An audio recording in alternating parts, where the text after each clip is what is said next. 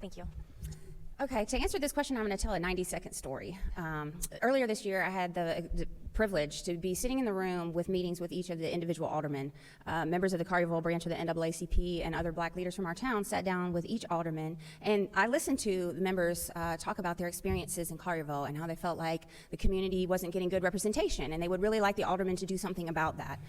That maybe there was a way to update our election rules to make it a little bit fairer so that racial and ethnic minorities and people who live on the south side of town and rural areas of Collierville could get representation on the board.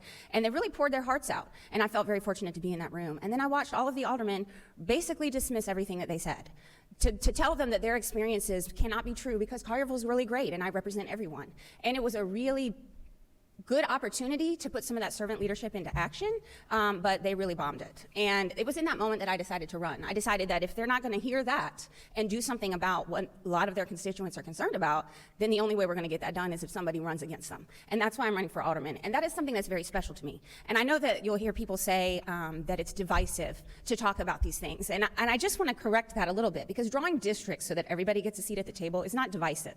It's not divisive. We draw districts everywhere. We do that all across the country. So not only is it wrong, it's also insulting to the people that have come to our aldermen and asked for representation and gotten nothing in response. So that's why I'm running.